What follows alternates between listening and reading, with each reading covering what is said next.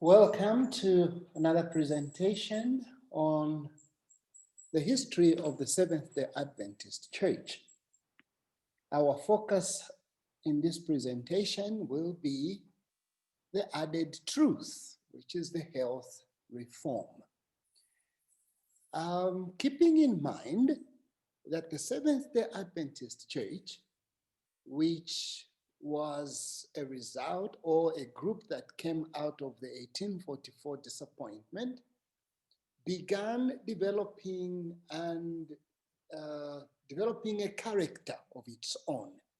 And one of the unique characteristics developed by the Seventh-day Adventist Church is its emphasis in health reform. Hence the title, Added Truth, Health Reform. Now, if you have followed in the past presentations on the history of the Seventh-day Adventist Church or on other subjects that I have presented, that's great. If you haven't, please, at the end of this presentation, I would encourage you to subscribe so that you would be receiving notifications each time I make a new presentation. And if you like the presentations, indicate so to me. That would be encouraging. In our focus, one would raise a question for our presentation today.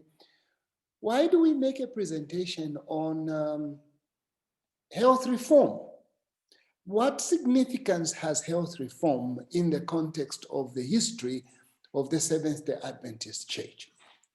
Two reasons. Number one, the Seventh-day Adventist Church is the leading religious movement on earth that puts a strong emphasis on the relationship between health, morals, and spirituality. Good health is a sacred duty to believers because the believer's body is the temple of God. Obviously, this is a very strong statement to make, but it is true. We have a lot of denominations, a lot of religious groups. The Seventh-day Adventist Church, in a very strong leading manner, has developed a theology or an understanding of the importance of good health, linking good health to the biblical truth that teaches that the person's body is actually the temple in which God dwells. And therefore, in the Seventh-day Adventist Church, health is not just taught for the sake of somebody being in good health, living happily a healthy life. No. There is an added dimension to that. In the Seventh-day Adventist Church, there is a relationship between health, being in good health, and someone's morals and spirituality, construction of their spiritual lives. This is very fundamental to the Adventist history. For this reason, Adventist history of expansion and gospel proclamation anywhere on earth, and I really mean anywhere, carries the health message as the right arm of the gospel, a belief that they have learned from the ministry of Jesus, who alongside preaching and teaching was known as a healer, the great physician.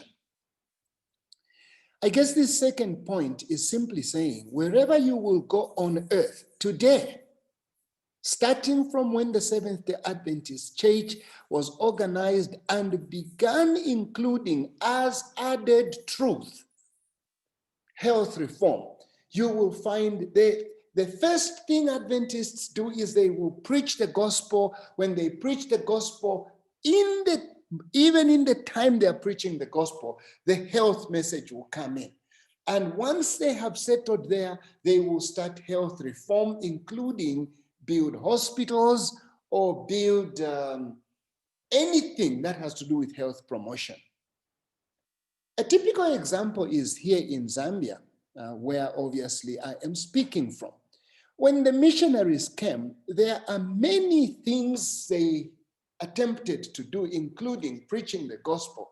But one of the earliest things they established was Yucca Hospital in Western Province and Mwami Hospital in Eastern Province. And look at the rest of Zambia today. There is the eye clinic, there's the Lusaka clinic, there is the dental clinic. Everywhere you go where Adventism is established, there will be health institutions. Now, this is the reason why a presentation on added truth, health reform, is necessary and a must in understanding the history of the Seventh-day Adventist Church. Obviously, let me take you back to the 1844, because that's where we began when we were disappointed October 22nd. The first health reformer among the Adventists was actually Joseph Bates, a man who was born in 1792, died in 1872. 1792, died in 1872, at the age of about 80. He was a sea captain and was the healthiest of all the Adventist pioneers. Mark that. It is said that Elder Joseph Bates walked straight, walked with energy, acted with energy, spoke with energy. When the rest of the pioneers like the James White and the Ellen White and the others were struggling to be in health, Joseph Bates enjoyed good health, and he began this fairly early. When he was captain, he learned from some of the people he had traveled with on the sea that they were not drinking. So he stopped drinking liquor and freed himself from the use of tobacco fairly early. Keep in mind, liquor or alcohol and tobacco have always gone together, and to the point where in Europe, where the people moved over to the US, they carried the habits of when you are relaxing, you get a bottle of alcohol, a bottle of beer, some cigar or some tobacco, and you smoke and you drink. And that is like a good state of being entertained. In that moment when alcohol consumption or liquor and tobacco were so popular, Joseph Bates took a position and he freed himself from both liquor and tobacco. Probably this could explain why he was healthy. He gave himself to Christ, and this is significant in the sense that giving yourself to Christ has a certain level of developing trust, which removes out worries and anxiety. As early as 1827, 1827 is even before Miller began preaching the Adventist message, which he did in 1831. This is way before the Millerite movement was officially launched or organized in 1839. Where in 1827, Joseph Bates organized one of the first temperance society in the United States, in the entire nation. This is how passionate Joseph Bates was about the health message. Obviously, as I said, he stopped using tobacco and liquor. In addition to that, he stopped using tea and coffee because of maybe caffeine, strong caffeine in that. He even stopped the use of meat, butter, cheese, grease, and rich cakes. Talk of a reformer, he was. Obviously, he was not popular. His lifestyle was not popular among people, even among the pioneers. But one thing they all did, they appreciated that he was the healthiest of them all. And so they began asking, and this is important, they began linking good health, or rather this kind of health reform, to maybe being in good health. How come this man who had abstained from these, conquered the liquor, the tobacco, the tea, the coffee, the meat, the butter, the cheese, the grease, and the rich cakes, was the healthiest of them all? And so he was actually the envy of the pioneers with regards to good health. Alcohol and tobacco. As I said at that time, in the context of the United States in which Adventism grew, alcohol and tobacco were prevalent, being used. Health reform was not accepted among the Adventist group in the 1840s or 1850s. Now, what this means is the Adventist movement just flowed with the rest of the society. The society enjoyed alcohol, they enjoyed tobacco, and so health reform was not something we would say when they were waiting for Jesus. They said, okay, let's clean ourselves, let's do this. Even after the great disappointment of 1844, way in the 50s, health reform was not accepted among Adventists, except obviously alcohol, which was viewed as a bad vice or something bad, since the people waiting for Jesus said no one may want to meet the Lord Jesus Christ on his coming day in a drunk state. So alcohol was refrained from, mainly for just that kind of thinking. In 1848, that is 4 years after the Great Disappointment, about that, in 1848, Ellen White was shown the harmful effects of tobacco, tea, and coffee. Now, I must say that sometimes when somebody listens to these messages about Adventist and health reform, one who has not had a background of health reform would even say, you mean tea is something people can refrain from? Coffee? But the history of the Seventh-day Adventist Church indicates that in 1848, Ellen White was shown the harmful effects of tobacco, tea, and coffee, and the primary reason was the level of caffeines in those which she was shown was harmful to the human body. Adventists were not pushed or required to give up tobacco by 1849, but were encouraged against its use. Now listen to this. This is interesting. 1849, when Ellen White had received a message, a vision from God in 1848, the vision was clear. It simply encouraged people to stay away from tobacco, those who were followers of Christ, from tea and coffee.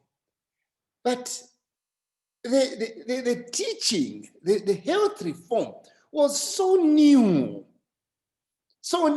even though there were these temperance organizations such as was organized by Joseph Bates. It was so new, the people were not used to it, so that Adventists were not required to give up tobacco by 1849, but they were just encouraged to say, this is something you should not be using. Look at the careful word. They were not required. In other words, it was not even a test of what it means to be a good Adventist.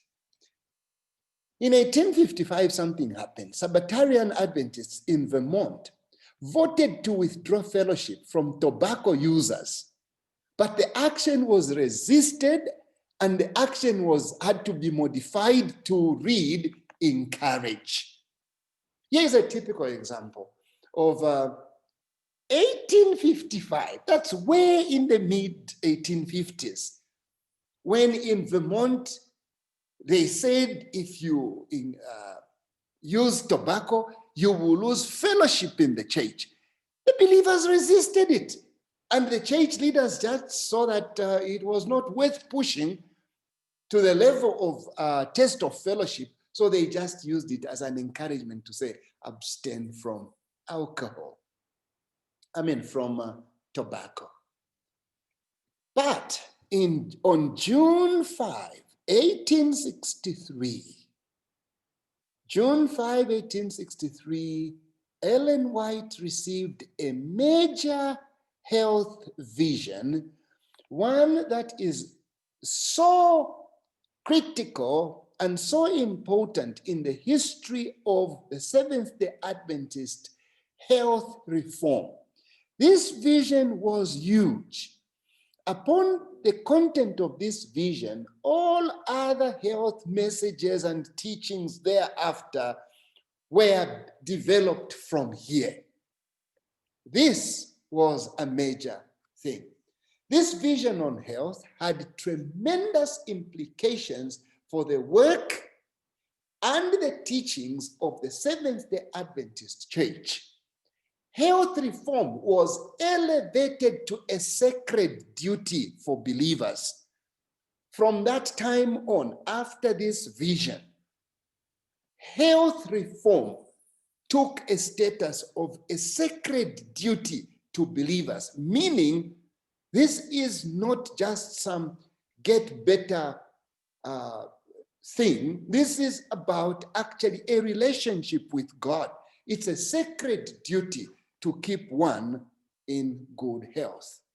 The key principle was there is a relationship between diet, spirituality or spiritual life, and moral life.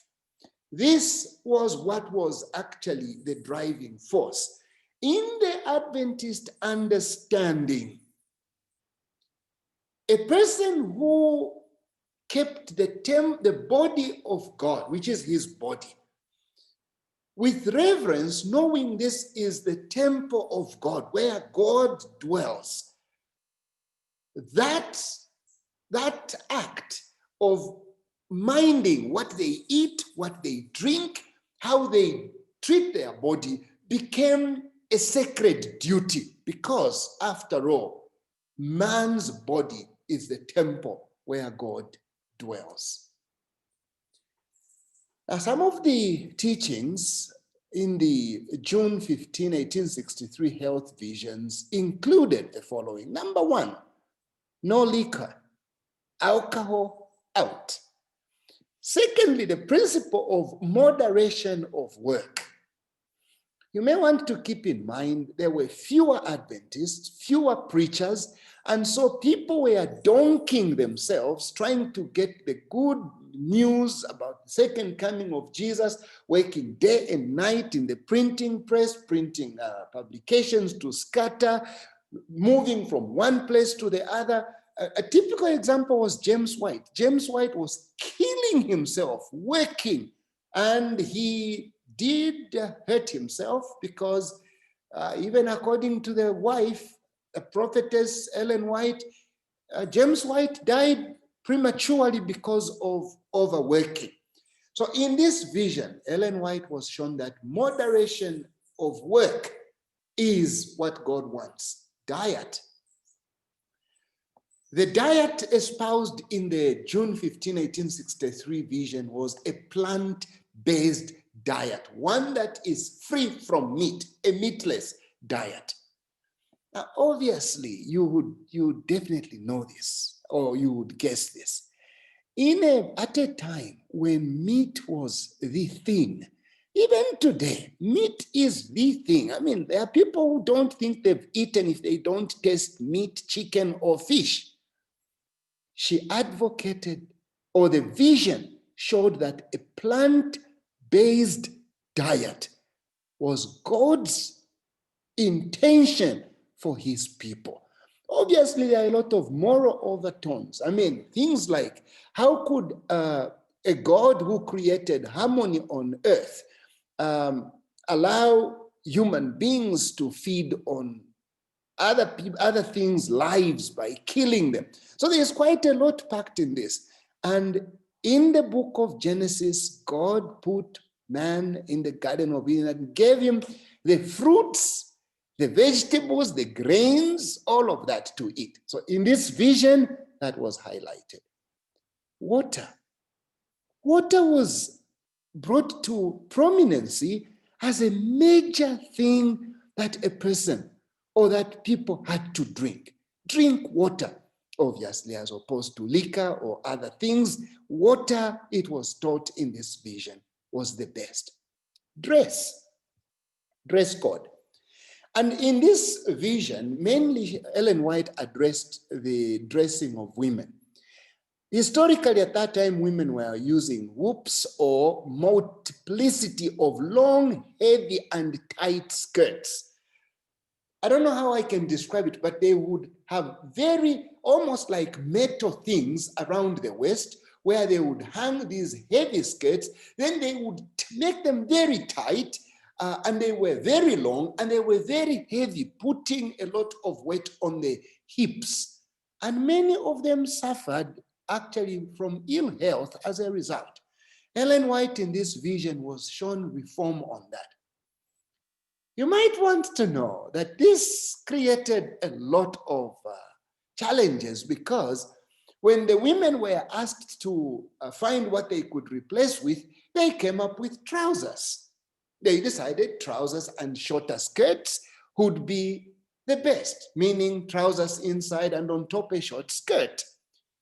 This became such a huge controversy because people just opposed that. Even though it was in the vision, they opposed it to the point where Ellen White reached a point where she simply stopped continuing to require that people reform in this area, because it just was making a lot of people even close their ears from hearing the good news.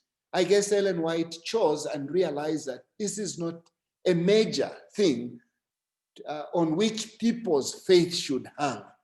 And that was a principle that Ellen White always carried. Further, number 5 in this vision, natural remedies were highlighted as the best way of treatment rather than drugs. The side effects that drugs come with, and compared to natural remedies in this vision, she was shown to use natural remedies, steaming yourself with water, that kind of natural remedies. Exercise. Exercise was in this vision highlighted, that it makes a person healthier. And fresh air, of all the things. I mean, this could have been taken for granted, but she spoke of fresh air and spoke of when kids meet in classroom, let the windows be large enough to allow for ventilation. Let people who are not feeling well be taken outside where they can have fresh air. This was big in this vision. Rest, just resting, not just on Sabbath. Finding time to rest so that the body can recuperate from the heavy work we put on it. Now, as you look at all these things, it's interesting actually to realize that all these 8 things we have said, at the time Ellen White mentioned them or had a vision about them, they were not proven scientifically to be scientific. And yet each one of these, rest, fresh air, exercise, natural remedies, all the things that we've looked at, water, and all of those, alcohol, scientific research today, scientific research agrees with the conclusions or the dictates of this vision. This is one reason why many of us strongly believe in Ellen White as a servant of God, a prophet of God, because the things she wrote in 1863, things that science has only caught up to verify through experimentation in recent years. Sunshine was another. Sunshine, I mean, amazing. Who would have thought sunshine has effects on health? And yet today, sunshine is actually regarded as one of the things that improves good health. And so once this was embraced and there was emphasis on it, then the question was, how do we take this message out? Obviously, publishing was the way. Publishing health reform messages began. Summer 1864, a 32-page chapter on health was printed in the volume 4 of the book Spiritual Gifts. It is at this time that pork and drugs were condemned. Interesting. It's very interesting, actually, just as a little sideline or promo. Adventists received light progressively until even up to 1864. Adventists were eating pork, and it was part of their diet. And even after 1864, it took them long before they finally gave up that. But from 1864, it was clear Adventists teach that we should abstain from pork.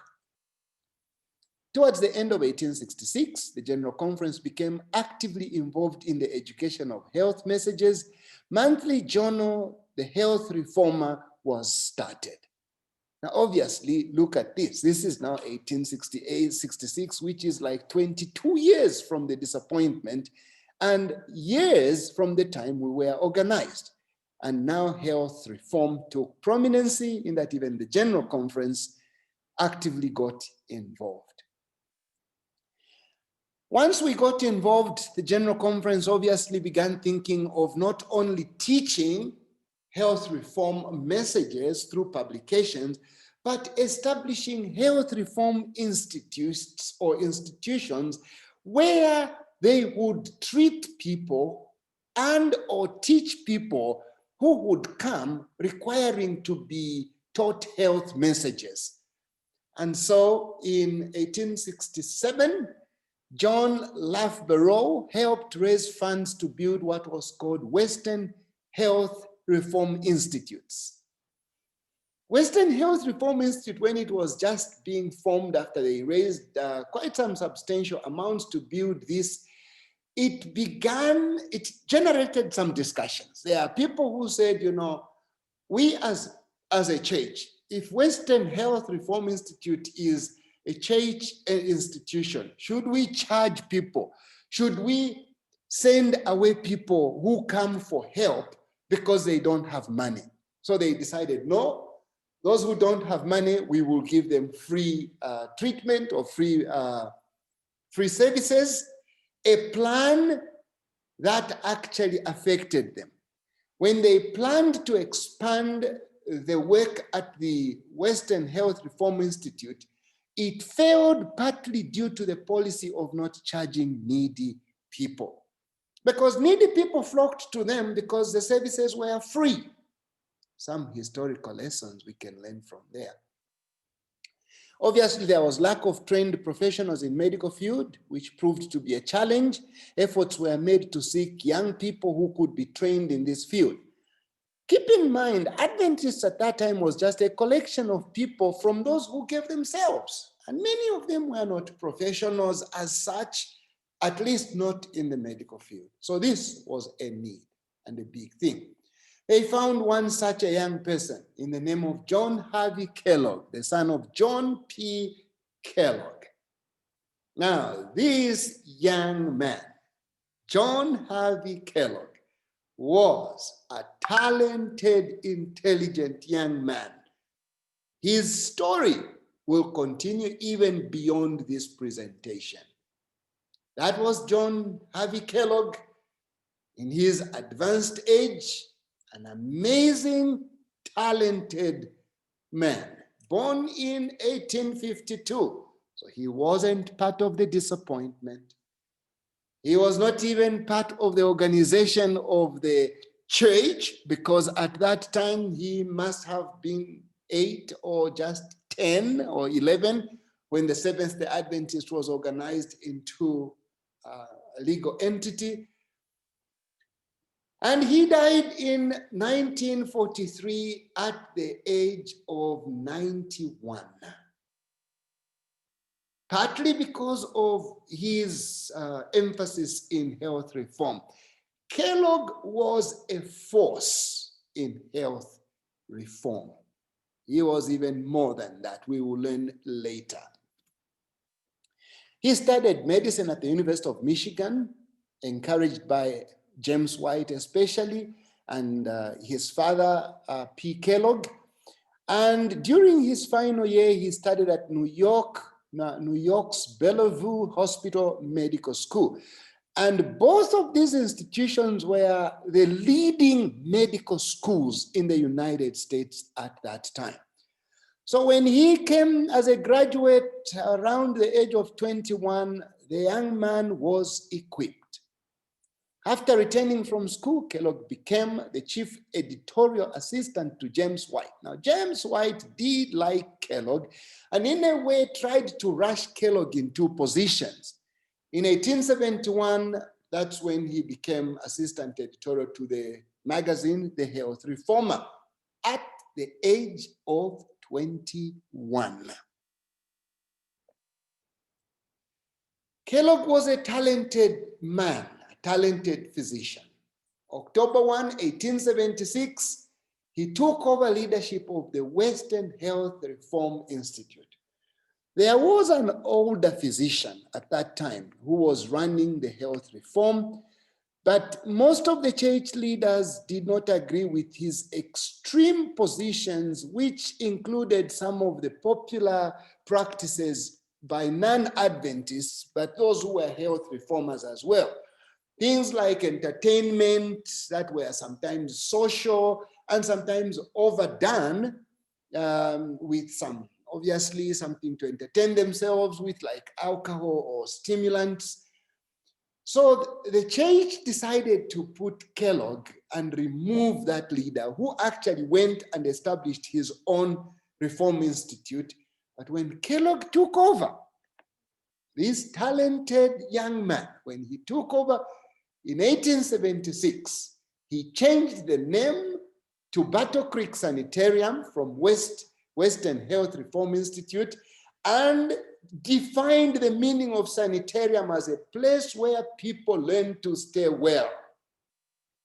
So here is Kellogg. He's not just on the curative side, but his emphasis starts with, we need to create a place where people can be invited to say, come to a place where people learn to stay well.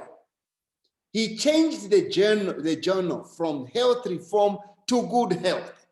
Soon, that journal had over 20,000 subscribers. Even though some people had actually left Western Health Reform Institute when they saw this young physician, within months, he had doubled the number of patients, and it was just, he just built a kingdom. We will learn more about that in later presentations. So what reflections can we get from this presentation? Number one, the health message is more than a concern to help people be in good health in the Seventh-day Adventist Church. Health message is a sacred duty that has moral and spiritual implication to believers.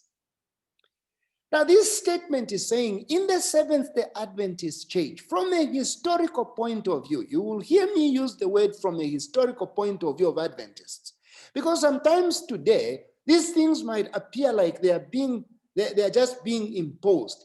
But if we are to judge Adventism from its history, the health message or health reform is regarded as a sacred duty. It's regarded as something that helps somebody develop a stronger moral and spiritual life. This is just who they are. And the implications of this is that if Adventists were to lax or give up or reduce their emphasis on health reform, they would be denying their history.